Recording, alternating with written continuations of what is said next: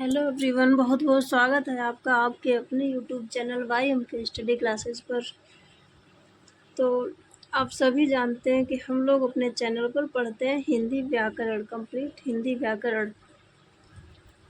समस्त competitive exam को ध्यान में रखते हुए हिंदी व्याकरण की वीडियोज़ प्रोवाइड कराते हैं और 6 to 12 क्लास के बच्चों के लिए भी ये वीडियोज़ बहुत महत्वपूर्ण होते हैं। तो फ्रेंड्स, जिस एग्ज़ाम में हिंदी व्याकरण आती है उन सभी के लिए ये वीडियोज़ महत्वपूर्ण होती हैं। तो चलिए ज़्यादा देर ना करते हम लोग पढ़ते हैं आज नया टॉपिक क्रिया। इससे पहले हम लोग पढ़ चुके हैं, संधि का टॉपिक कंप्लीट कर लिया और समास भी पढ़ लिया है। उसके ऑब्जेक्टिव क्वेश्चन भी कुछ इम्पोर्टेंट कर लिए हैं। तो आज हम पढ़ेंगे क्रिया। ये भी बहुत महत्वपूर्ण टॉपिक है, इससे भी क्वेश्चन अक्सर एग्ज़ाम में पूछ लिए जाते हैं। तो क्रिया किसे कहते हैं आप लोग सभी जानते होंगे इसके बारे में थोड़ा बहुत कुछ, लेकिन हम इसे बहुत अच्छी तरीके से पढ़ते हैं। तो क्रिया क्या होता है फ्रेंड्स? क्रिया का अर्थ क्या होता है? करना, कोई भी कार्य करना। अब क्रिया बना किससे है? जैसे क्रिया जो है किस धातु से, बिना धातु के कोई क्रिया नहीं हो सकती। क्रिया का मूल क्या होता है? धातु होती है। यहाँ से भी एग्जाम में क्वेश्चन पूछ लिया जाता है कि क्रिया का मूल क्या होता है। तो क्रिया का मूल क्या होता है? क्रिया का मूल धातु होती है। बिना धातु के कोई भी क्रिया नहीं होती है। जैसे देखिए, पढ़ना किस धातु से बना है? पठ धातु से बना है। वैसे ही जाना गम धातु से बना है। ऐसे ही और भी बहुत सारे शब्द होते हैं जो विभिन्न प्रकार की धातु से ही बने हैं। तो यहाँ से भी एक क्वेश्चन बनता है कि बिना धातु क्रिया का मूल क्या होता है? क्रिया का मूल धातु होती है। बिना धातु के कोई भी क्रिया संपन्न नहीं होती है। तो ये है क्रिया। क्रिया का अर्थ आप आई होप समझ गए होंगे। तो क्रिया क्या होती है? जैसे किसी भी कार्य का करना। उसके बाद में अब हम पढ़ते हैं क्रिया के भेद भी देख लो। क्रिया के भेद क्या होते हैं, मतलब क्रिया के प्रकार क्या होते हैं, कि वीडियो में शॉर्ट में जल्दी से हम लोग क्रिया के प्रकार भी पढ़ लेते हैं। तो फर्स्ट है अकर्मक क्रिया। इसके नाम से ही स्पष्ट है अकर्मक क्रिया। तो देखिए क्या होता है? जिस वाक्य में कर्म नहीं होता है। क्या नहीं होता है? कर्म नहीं होता है। कार्य का प्रभाव केवल कर्ता पर पड़ता है। क्या होता है अकर्मक क्रिया में? कि जिस वाक्य में कर्म नहीं होता है, कार्य का प्रभाव किस पर पड़ता है? कार्य का प्रभाव केवल कर्ता पर पड़ता है। तो वहाँ पे कौन सी क्रिया होती है? अकर्मक क्रिया। देखिए जैसे एग्जाम्पल से, श्याम दौड़ता है। तो इसमें कर्म का प्रभाव किस पर पड़ रहा है? श्याम पर।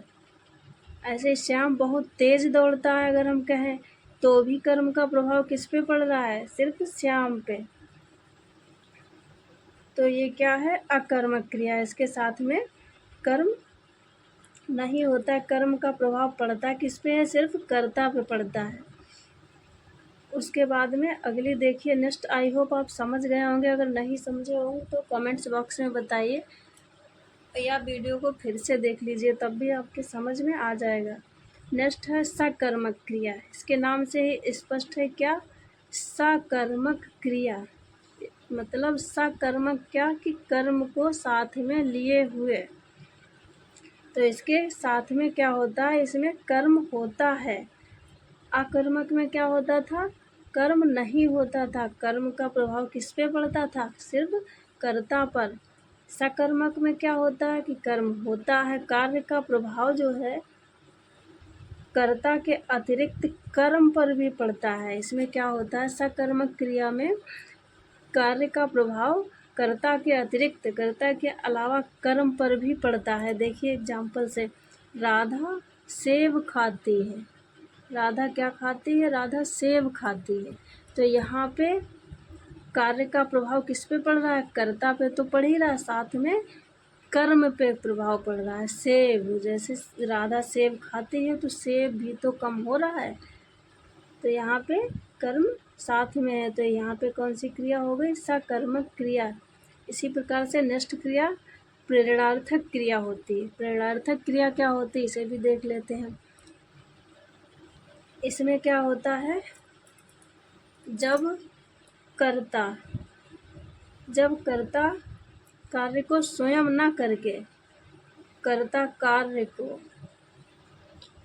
जब कर्ता कार्य को स्वयं न करके दूसरे से कार्य करवाता है तब क्या होता है वहाँ पे प्रेरणार्थक क्रिया।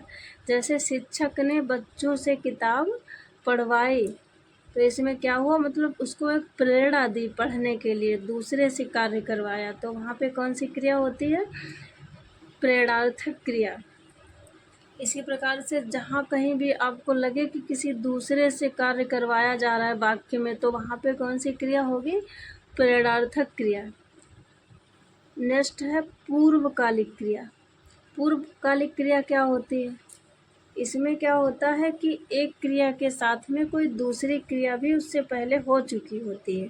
देखिए एग्जाम्पल से जल्दी से, मोहिनी नाश्ता करके स्कूल पढ़ने गई, तो इसमें क्या है कि मोहिनी पहले क्या किया, उसने नाश्ता किया, उसके बाद में कहाँ गई, स्कूल गई, तो इसमें मतलब एक स्कूल पढ़ने गई, ये क्रिया स्कूल पढ़ने जो क्रिया है इससे पहले नाश्ता करने की क्रिया हो गई। तो ऐसे वाक्यों में कौन सी क्रिया होती है, पूर्वकालिक क्रिया, जिसमें एक क्रिया से पहले कोई दूसरी क्रिया हो चुकी होती है, तो वहाँ पे कौन सी क्रिया होती है, पूर्वकालिक क्रिया। ऐसे ही नेक्स्ट है नाम धातु क्रिया। नाम धातु क्रिया क्या होती है, इसमें क्या होता है, संज्ञा सर्वनाम विशेषण, ये क्या होती है, किससे बनती है, संज्ञा सर्वनाम और विशेषण से बनती। कौन सी क्रिया, नाम धातु क्रिया। जैसे देखिए अपना से क्या बनता है, अपनापन, ऐसे पराया से परायापन। नेक्स्ट है संयुक्त क्रिया। संयुक्त क्रिया क्या होती है, एक क्रिया के साथ दूसरी क्रिया, इसमें भी क्या होता है ना, इसमें पूर्वकालिक में क्या होता था कि दूसरी क्रिया करने से पहले एक क्रिया और हो चुकी होती थी, लेकिन संयुक्त क्रिया में क्या है कि एक क्रिया के साथ दूसरी क्रिया होती है। जैसे तुम रोज़ खेल खेलो, तो एक क्रिया क्या है, खेल, और दूसरी क्रिया क्या है, खेलो। तो इसमें संयुक्त क्रिया में क्या होता है, एक क्रिया के साथ में दूसरी क्रिया होती है। ऐसे ही तुम रोज़ ये खेल खेलो, तुम रोज़ गाना गाओ, तो गाना गाओ। इसी प्रकार से तुम खाना खाओ, तो खाना क्रिया हो गई और खाओ ये भी क्रिया। तो संयुक्त क्रिया में क्या होता है, एक क्रिया के साथ में दूसरी क्रिया होती है। अब पूर्वकालिक और इसमें कन्फ्यूजन होगा, तो इसमें क्या है, उसके साथ में होती है, पूर्वकालिक में उससे पहले एक क्रिया कंप्लीट हो चुकी होती है। तो ये थी क्रिया। आई होप आप क्रिया का अर्थ और उसके प्रकार समझ गए होंगे शॉर्ट में। उसके बाद में इससे कुछ महत्वपूर्ण संबंधित विभिन्न प्रकार के एग्जाम्स में आए हुए क्वेश्चंस को हम लोग करेंगे, तो और अच्छी तरीके से समझ पाएंगे इसको। तो फ्रेंड्स अगर वीडियो आई हो हमारी पसंद तो वीडियो को कर लीजिए लाइक और चैनल को कर लीजिए सब्सक्राइब। और अगर वीडियो हमारी और अधिक आपको पसंद आती है तो अपने फ्रेंड्स स्टडी ग्रुप में भी शेयर कर दीजिए, जिससे ये हमारा छोटा सा प्रयास, इसका लाभ सभी को मिल सके फ्रेंड्स।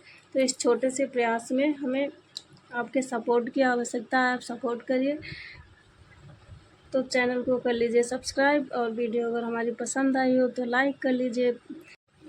तो हम लोगों ने क्रिया तो पढ़ ली, पर क्रिया के जो ऑब्जेक्टिव क्वेश्चन करेंगे उसके लिए काल की ज़रूरत पड़ेगी। काल किसे कहते हैं, कि वो क्रिया किस टाइम पे हो रही है, इस चीज़ की आवश्यकता होगी। तो हम पढ़ लेते हैं काल होता क्या है 5 मिनट में फटाफट जल्दी से। तो काल की परिभाषा परिभाषा क्या है कि क्रिया के जिस रूप से कार्य संपन्न होने का समय ज्ञात हो वो क्या कहलाता है, काल कहलाता है। तो काल किसे कहते हैं, क्रिया के जिस रूप से कार्य संपन्न होने का टाइम ज्ञात होता है, समय, उसे हम कहते हैं काल। अब काल के प्रकार कितने होते हैं, देखिए काल के मुख्य कितने प्रकार हैं, भूतकाल नंबर 1, नंबर 2 वर्तमान काल,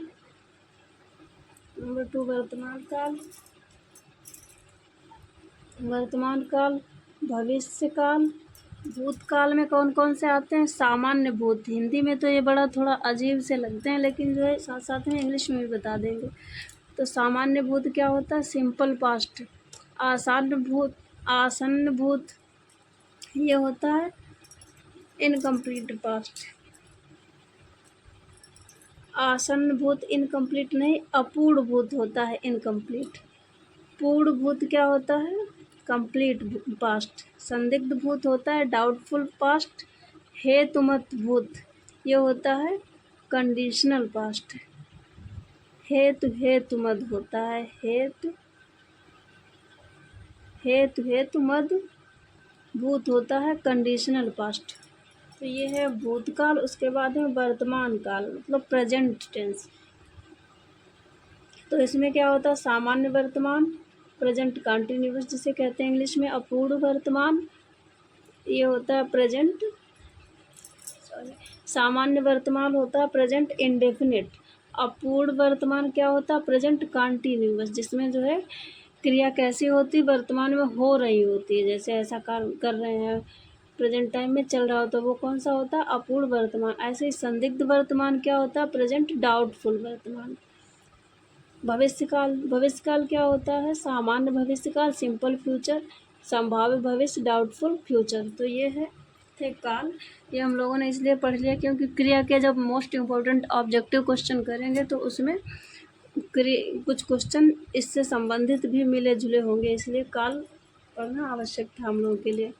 और एक मोस्ट इम्पोर्टेंट हम लोग समास में अक्सर अव्ययी भाव समास में पढ़ा करते थे कि प्रथम पद अव्यय होता है। तो वो अव्यय क्या होता है, किसे कहते हैं, ये भी हम लोग पढ़ लेते हैं। तो अव्यय क्या होता है? अव्यय वे शब्द होते हैं जिनके रूप लिंग वचन पुरुष काल आदि व्याकरणिक शब्द या व्याकरणिक कोटियों का कोई प्रभाव नहीं पड़ता, उन्हें हम क्या कहते हैं? अव्यय कहते हैं। तो ये जो है काल, वचन, रूप और पुरुष, इन चीज़ों का अव्यय पर कोई प्रभाव नहीं पड़ता है। मतलब वो ऐसे शब्द होते हैं, इन चीज़ों का कोई प्रभाव नहीं, वो ना ही कोई परिवर्तन होता है, ना ही उनको तोड़ सकते हैं। तो देखिए जैसे आज, कल, तेज, धीरे धीरे, ओह, किंतु, इस प्रकार से और भी बहुत सारे शब्द होते हैं। तो इन्हें हम कहते हैं अव्यय। देखिए जैसे कल है, आज है, तेज है, इस पे लिंग और वचन और पुरुष का क्या कुछ प्रभाव पड़ेगा? नहीं। चाहे जेंट्स के लिए हो चाहे लेडीज़ के लिए, तो तेज तेज ही लिखा जाएगा, कल कल ही, आज आज ही, धीरे धीरे, वो एक ही जैसे शब्द रहते हैं। तो इनको हम क्या कहते हैं? अव्यय। मतलब किसी भी लिंग वचन पुरुष और किसी भी टाइम में प्रेजेंट हो चाहे पास्ट हो, उन सब में इनमें कोई परिवर्तन नहीं होता, वही क्या होते हैं? अव्यय कहलाते हैं। तो आई होप आप काल और अव्यय भी समझ गए होंगे। अब हम लोग क्रिया से संबंधित मोस्ट इम्पोर्टेंट क्वेश्चन करेंगे। तो इसी में जल्दी से हम लोगों ने 2 मिनट 5 मिनट में ये भी देख लिया जो कि जानना आवश्यक था। चलिए वीडियो को करते हैं समाप्त, मिलते हैं नेक्स्ट वीडियो में। तब तक वीडियो अगर हमारी पसंद आई हो तो कर लीजिए लाइक, चैनल को कर लीजिए सब्सक्राइब। मिलते हैं नेक्स्ट वीडियो में, तब तक के लिए बाय फ्रेंड्स, टेक केयर।